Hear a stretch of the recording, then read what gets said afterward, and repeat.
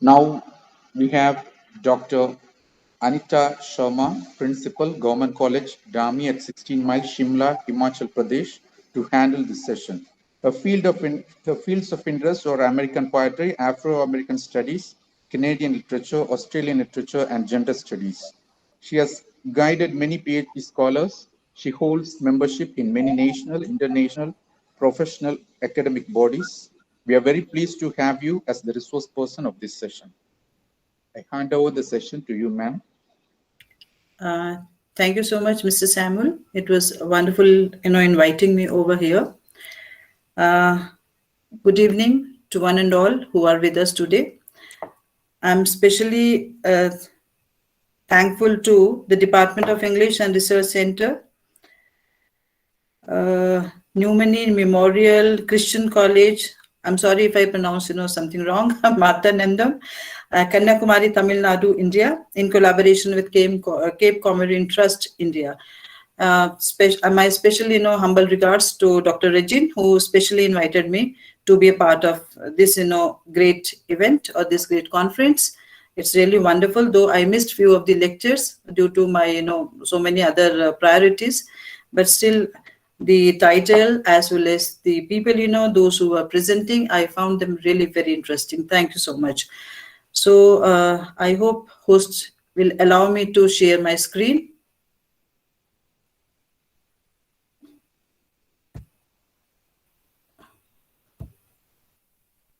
So is it visible, sir, my PPT?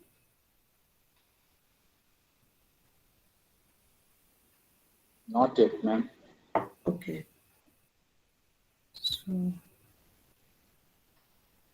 is it coming slow from Shimla to your place? I have already shared it.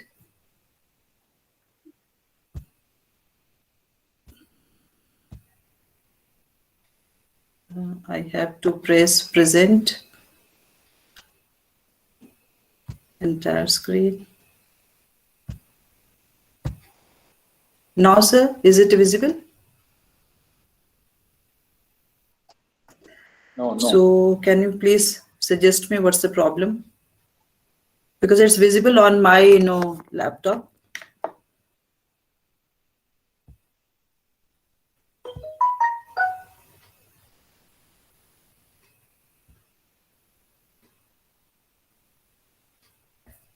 May I rejoin, sir?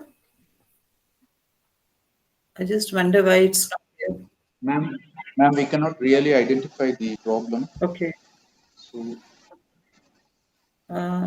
see, I have opened up my PPT on the laptop, and now I'm going to present now. This is the arrow I have to, press.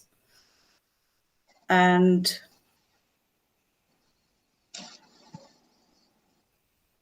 a window.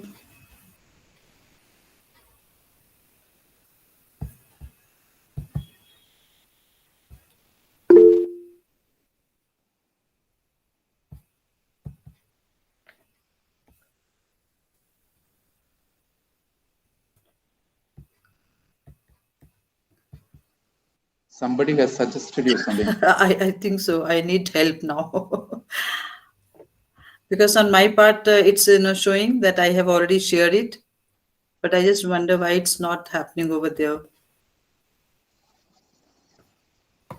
Yes, ma'am. Click on the window and then the presentation. That's what somebody has suggested.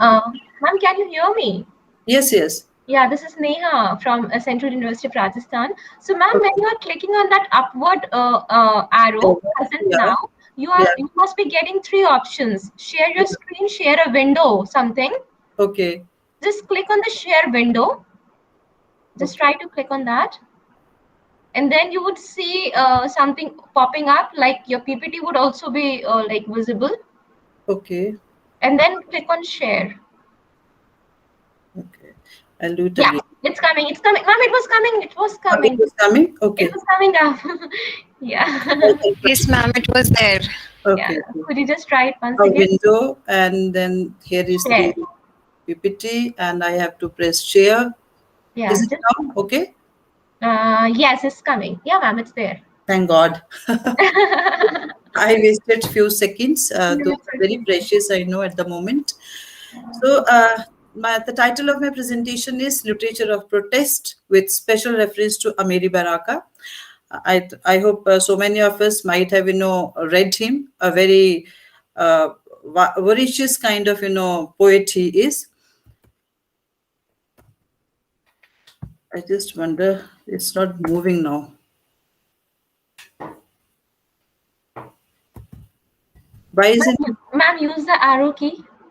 I'm using that, but it's not moving. Okay, I'll click Yeah, on this.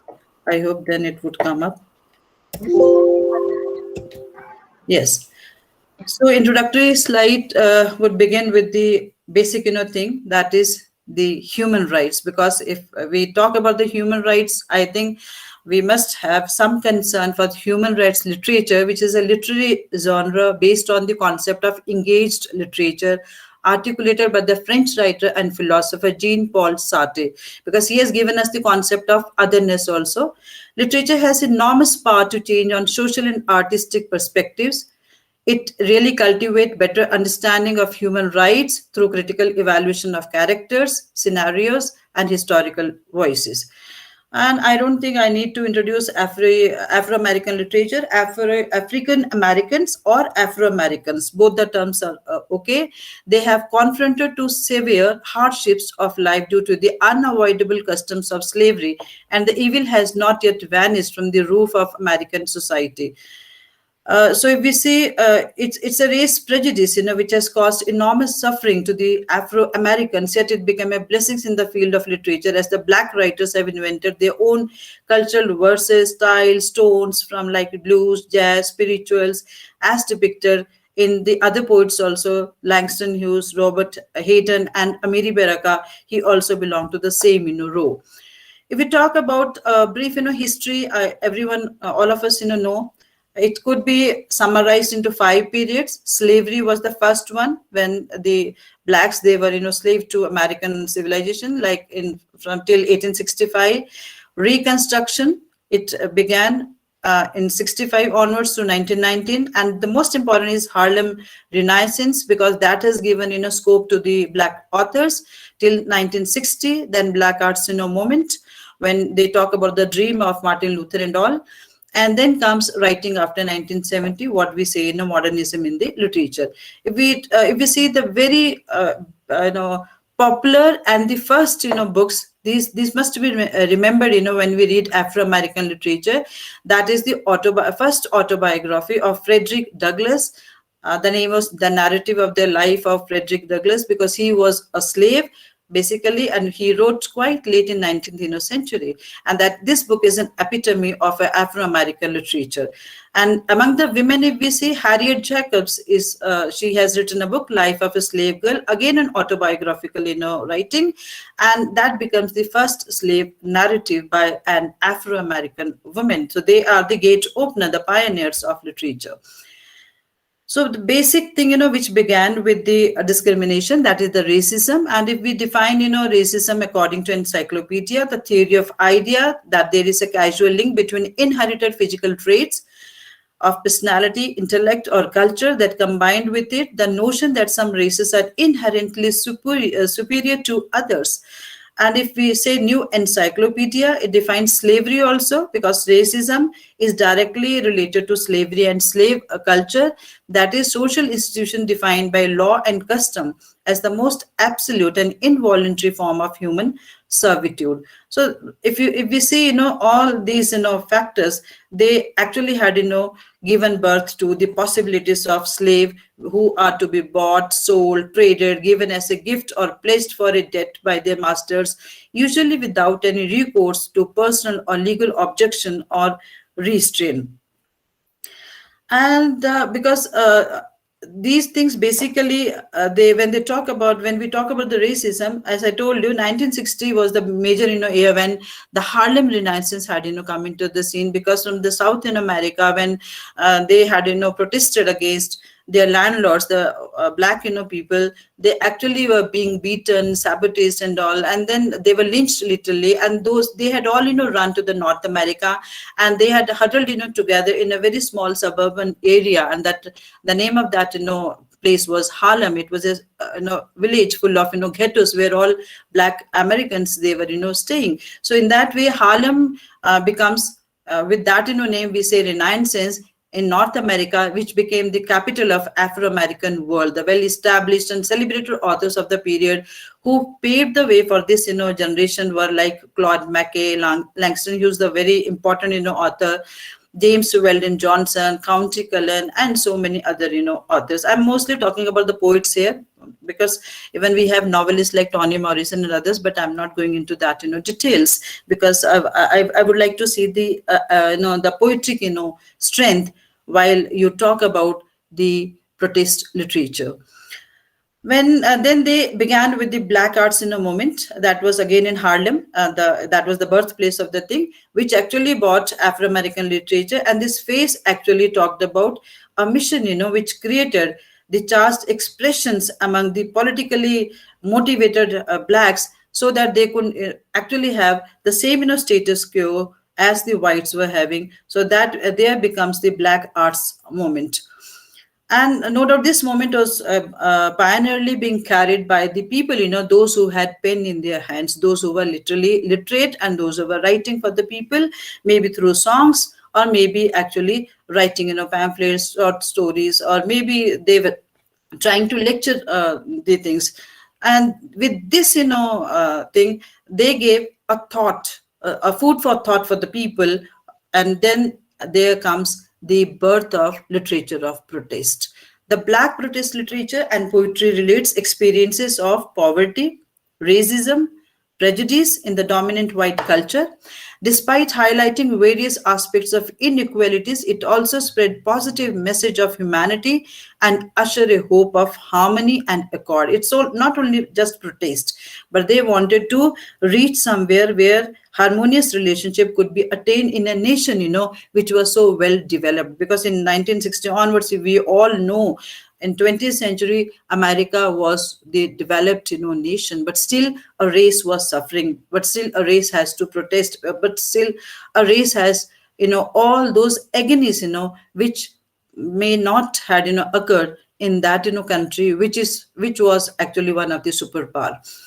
So when we say Black, they began with the concept that Black is beautiful. So this concept, had really given the main, we would say it had ignited, the protest, scenario in the literature. And that means the term Black became popular during the civil rights movement to express racial pride, militancy, and power. Slogans like Black is beautiful and Black pride, even pride was associated with this, provided unity within the Black community. And by putting Black nationalism at the center of radical politics and thought, Baraka, even Amir Baraka, he challenged the theory of integration and assimilation.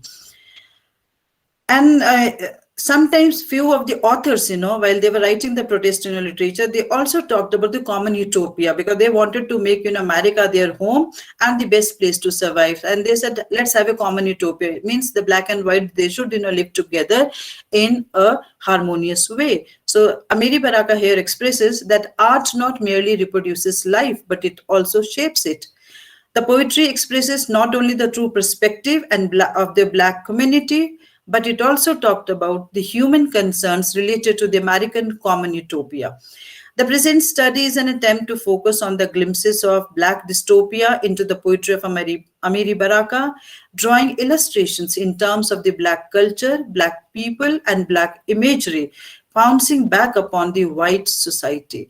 His poetic oeuvre shakes the humanist and displays how human rights of Afro-Americans are taken for granted by white American society besides the declamation. The very important thing, when we say common utopia, the important thing comes double consciousness. Now, there is double consciousness among the marginalized people.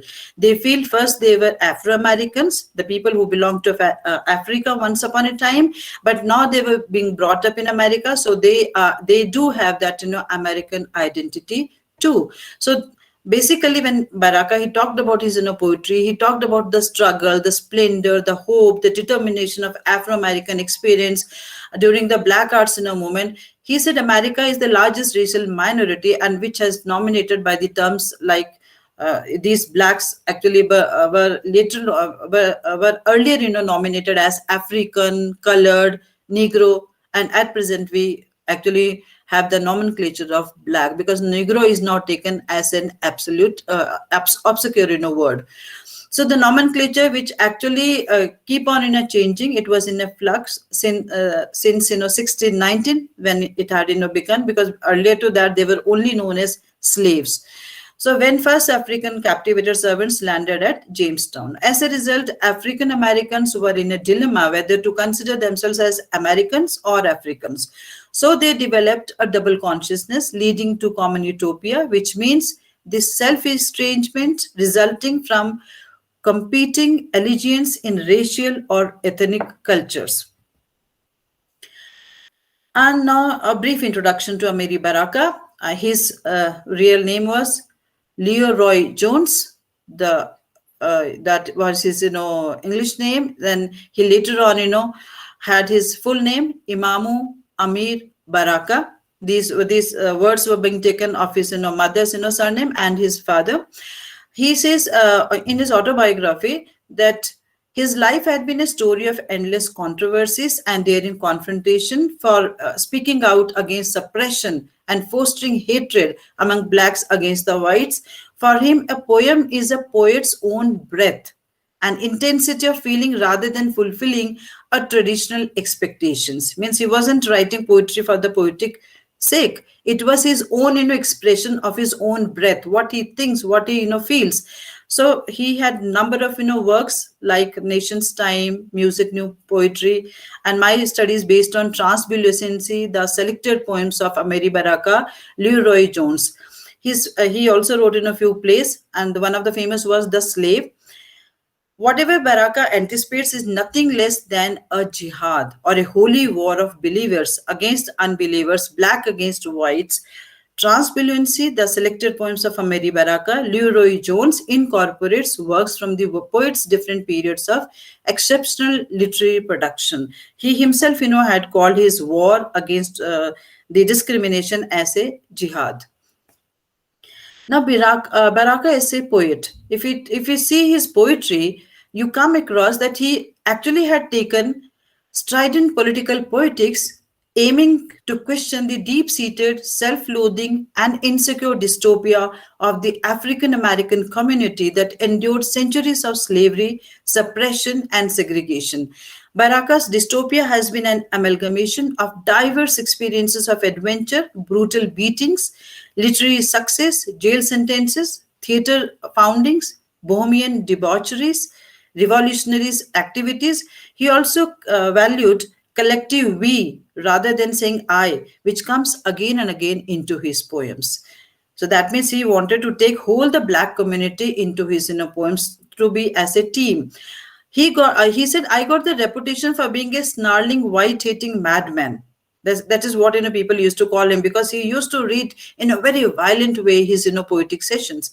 There was some truth to it, because I was struggling to be born, to break out from the shell. I could instinctively sense surrounding my own dash for freedom. He was always actually struggling for his own freedom, not for his own, but for all the whole the black community. That's why always using the plural we instead of I. Here, let's see some examples from his poetry, where he talks about the dystopic word which we see in America against the black generation. In his poem Audubon Drafted, Baraka associated the hard facts of his existence, and he says, the world is one thing that will not move. It is made of stone, round and very ugly. Almost something similar he says in Symphony Sid, where he presents the mountains. That is the image he takes, but that image talks about the arena which was there in America at the, even in these years also, even in his time also. The mountain largest of our landscape, from a dark hall at the bottom, the shapes a shadow without hardness, or that ugly smell of blackening flesh. The poet observes the mountain and its shadows and wonders that the shadow is not hard like the mountains. He must be comparing the new generation of whites who would not be cruel and prejudiced like their ancestors. This is a hope for the new generation. These new white folks, like mountain shadows, would interact and behave harmoniously with the blacks, which would definitely yield to the protection of their rights. To the whites, he called them as Anglo-sun in few of his poem. Even sun, he says, because sun is so bright, so he said, no, even sun do not belong to the blacks because it gives the tanning, impact to the blacks. So that was his, reason for that. So Baraka says, he is not always a very hard-hearted man. He says there is a feeling of love and care in his mind and heart also for all the men, trees, birds, and so many other creatures. But in his poem, like Hymn for Lanipu, he wants his men from the evil sun. See the symbol which is used for the sun. Beware the evil sun. Turn your back, turn your hair, crawl your eyeballs, not your teeth. The sun is compared with the prejudiced white society, the huge and loveless white Anglo-sun, white Anglo-sun of benevolent step Mother America. The poet is really disappointed with the sun for being friend with whites. The star pacifies Baraka's anger and inspires him to be the benevolent. Then he talks about the ghettos. Now, ghetto is the very miserable, place where actually the blacks, they stay. And that is almost like the slum area of Mumbai, Dharavi. You can have a comparison to that, place. The African Americans escaped the widespread racism of the South and sought the employment opportunities in the urban environments and live in the dystopia of ghettos, as visible in the poem Das Kapital. It's a very important poem. These old houses crumble, the unemployed stumble by straining, ashy-fingered harassed, the air is cold, winter heaps above us consolidation in degrees. We need aspirin or something and pull our jackets close. Again from the maniac, shivers through you, looking for traces of the maniac's life. See, in such dystopia of insecurity, the poet finds that white terrorists, he used to call white people who really, used to torture the blacks as white terrorists. And he said they can kill the black women's son for fun. In the evening, the ghetto streets were found empty due to the fear of the white maniacs. Maniacs, the madman, he's calling them literally. Now, poet himself was a victim to all these, violence which had, or was occurring there in America among these two, races, whites and blacks. He says the poem Wise Four, in this, he presents his personal experiences of racial violence. He says, I has never got nothing but a head full of blood, my scar, my missing teeth. I has never got nothing but killer frustration. Yes, dark was the night, cold was the ground. The poet is really reminded of a tragic incident of violence here, where he misses his, those teeth, and he also talks about the black, scars. He says in his autobiography, when I started working down that area, I used to carry a lead pipe in a manila envelope. That envelope under my arm is like a good messenger, not intimidate, but nevertheless ready. Means here is a man, though he's a black, but he was ready to fight. That's why he used to carry that, lead pipe hidden in an envelope. And see his poetry. I just wanted to see this poem, especially the way the race riots were happening in America. And those shrilling and crying, voices, he had tried to have those images of shrill and cries into his, the stylistic pattern, aesthetic pattern of the, poetry. If you see aesthetically this, poem, you would well, imagine how people would be actually full of shrieks, cries, sobs. If you see the words, how he has written.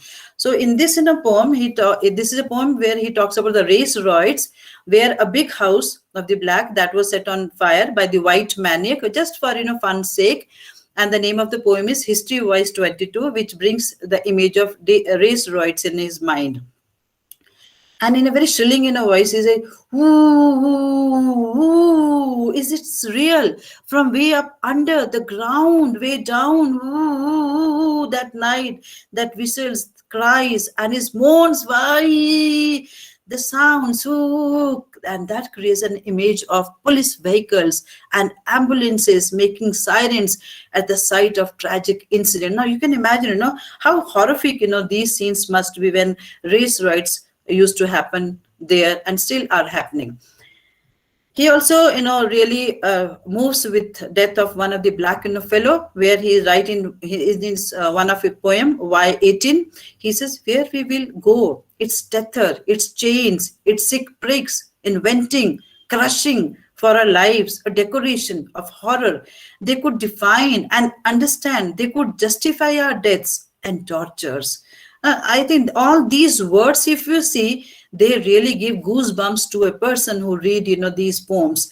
In a poem of Democrats, he also talked about death, how death is caused due to the color line, that is transporting your loved one across the line. Across the line means the color line that is in between the black and whites.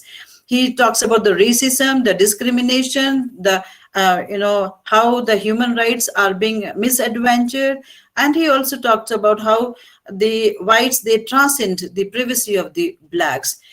James Travis, in his 2007 book, That the World May Know, Bearing Witness to Atrocity, one of the critics, he combines analysis of literary text and assessments from human rights and humanitarian aid workers in order to consider questions about who has the authority to speak on behalf of the victims and survivors of atrocity, and about the uses to which such stories and testimonies are put. I mean, every third author is putting such questions, that who is going to fight for these victims. Amir Baraka, particularly calls white people as white terrorists. Like in his poem, Ku Klux Klan, he talked about how they strangle the women and girls, and their dead bodies are lying here and there on the street without cremation due to the riot race. And he writes in his poem, A Poem for a Willie Best, which reveals such an incident, where he says, wherever he has gone, whoever mourns or sits silent, the house burned, the old man killed. So in this way, the white racist people in ghettos, they come from the cities like New York, Chicago, Detroit, Philadelphia. They keep on, killing, women, those who are working in the fields. Their songs are being lost. The community become, paralyzed politically, socially, and economically. He also write about how in one of the poems, there was something I wanted to tell you and why it happens. And he collectively talked about the traditional, enemy of humanity, which is occurring into this, dystopia in a country which is full of promises, full of utopia, that is USA, United States of America. He also says whites are heathens, though they are Christians, but he says they don't have any religion, because if they don't have humanity, there is no point of religion. That's why he called them as heathens. In one of his poems, YS18, he says that one day the heathens would actually come on the real side, that they would take our hearts as funny valentines, that they would stick our lives and history in the toilet bowl, toxic waste, and claim our past and future. So ironically, we see Baraka heathen, he says heathen civilization is represented as fascism, as we all know. So heathens, he think fascism is civilization and that they are superior to humans and that humanity is metaphysical. In the poem Y18, Baraka also called racist whites as American Nazis. He compares them, so cruelly with all those negative, elements which are there in the world. And then he's against, when few of the writers like Robert Hayden and few of the novelists, like even Toni Morrison had also, said in one of our, book, when they talked about the black assimilation. But here, Barack Obama, he is not, really with the black assimilation kind of thing. He says the blacks, they have to find opportunities. They need social mobility. There is no point of assimilation. It's only that they can assimilate with the mainstream so that white utopia can be actually fulfilled. But that doesn't mean that they are not nationalists. He said it's better that if let's also talk about America not as a white nationalist country, but as a black nationalist country. So that's why Amir Baraka was very critical about this, and he said let there be black nationalism. So if we say, if we define assimilation according to the book, The Study of Human Relation, then we say it's adoption by a person or a group of the culture of another social group to such complete extent that the person or group no longer has any characteristics identifying him with his former culture. But poet condemns it. He calls whites as hypocrite, and he says blacks can never give up to have their own mission of freedom. Like in the poem Reggae or Not, he says niggers riding alligators, revolution, self-determination, be fool for alligators, because he called whites as alligators. He said they will kill you, they will eat you, they will digest you. So better, keep carrying your revolution. Don't be fool of their assimilation kind of purpose. And then he talks about in his poetry, as all other authors also, they say the black power. He says even black people must not think that they're inferior to the race of white. He said black people are more powerful. They are associated with the separation of blacks from racist American domination. According to Larry Neal, one of the critics, he says black power is a synthesis of all the nationalistic ideas embedded within the double consciousness of Black America, but it has no one specific meaning. It is rather a kind of feeling, a kind of emotional response to one's history. So again, in the same poem, which we had already seen, Reggae or Not, he reflects upon the Malcolm X teaching, because he was murdered by the whites. His teachings to the black community. He was a pastor in one of the church. He says, our terror. Now see these words he is using in his poetry. She. Now see this tone is actually being expressed in his poetry. So it's a very you would say it's a painting kind of poetry, where he tried to paint the emotions of the blacks. So this was before they complained about OPEC, for they complained about Baraka being rude. Before Malcolm set Kenneth Clark on fire, according to Baraka, America, the country of minstrels, has become a plague-ridden mansion. He called America a huge mansion, but it's a plague-ridden for the black community. And culturally also, he wanted to identify blacks. He says the splendor of courage in black may be big, but you must not be foolish. You must understand by all Americans to construct a true common utopia. The poem When We Will Worship Jesus, the poet appeals to restore their cultural identity. Now here it shows he is a religious minded, but again he has so many complaints even to God, to Jesus. He says he actually is requesting Jesus to give them that identity of black, as Jesus had given white people their identity. We worship the strength in us. We worship ourselves. We worship the light in us. We worship the warmth in us. Now see, he's having this poem with we, the plural perspective, and us, not me. Sing about life, not Jesus. Sing about revolution, not no Jesus. Stop singing about Jesus. Sing about creation, our creation. Unless that's the name of the army we building to force the land finally to a wide Pan-African world. Change hands. The poet advises his people to remember the great emancipator like Dred Scott, born in slavery but never accepted his conditions and launched a legal battle to free him. So I think such kind of poem, they had really given strength to the people who were trying to fight against the discrimination and racism. Now, black nationalism is a very questionable thing in America. Still, it's under debate. Few black Afro-American people think that they should have a separate nation in America only, and few thinks no, they should try to be one with the whites and let them also be given into same opportunities. So black nationalism, if we say nationalism is an ideological movement for the attainment and maintenance of autonomy and individuality for a social group, some of whose members conceive it to constitute an actual or potential nation. And in one of his poem, There Blues Singers in Russia, he demands, new space for blacks. Now, this point was actually first time given by Amir Baraka only. We stand the tragic ambulance when we return to the pros and cons of the world, the shielding for nothing, and so. And in the end, he says, so much to prepare a proper place to not exist in. That means he wanted a place where they might not only just exist, but they could proudly call it their own nation. And to get that black nationalism, he even, actually advocates violence and revolutions in his poems, though that is not a good thing. But still, if he says if America do not actually consider their, demands, they can also have the revolution, or they can also go to the extent of violence. Like Stuart R. Schramm, in his book, The Political Thought of Mao Zedong, defines the revolution, which cannot be anything so refined, so calm and gentle, or so mild, kind, courteous, restrained, and magnanimous. A revolution is an act of violence whereby one class overthrows the authority of another. So this is what revolution means to Baraka. In his poem, The Burning General, he writes, violence and repression, silly nigger hatred for the silk band of misery.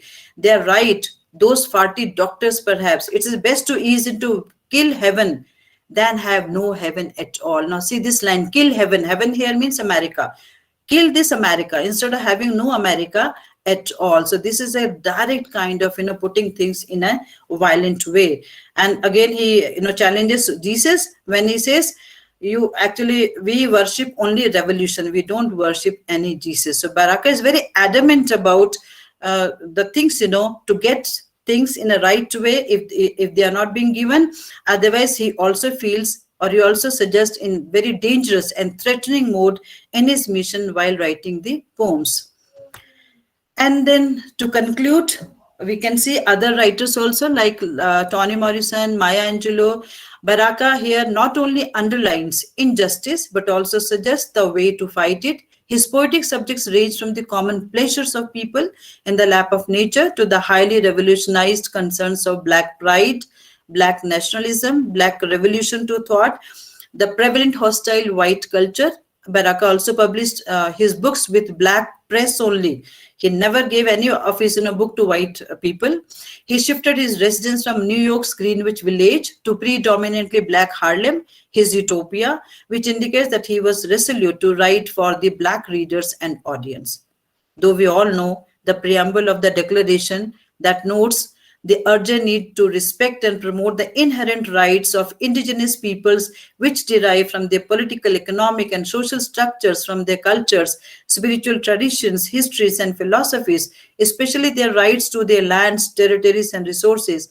And the Declaration includes repeated acknowledgement of indigenous people, collective understanding, rights to alternative forms of development, and rights which invoke multiple temporalities.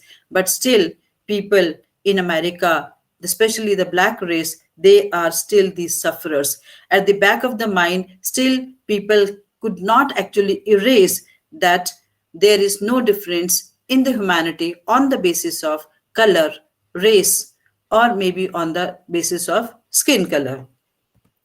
So thank you so much for your patience. These are the two quotations I have got from Amir Baraka only.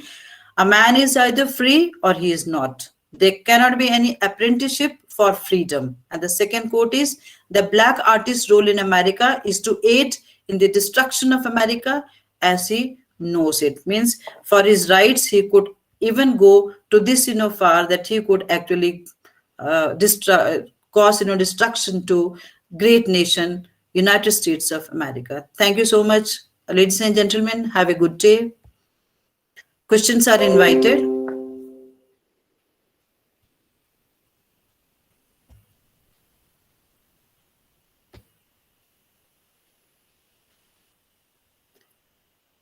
I invite questions if there are any, or discussions.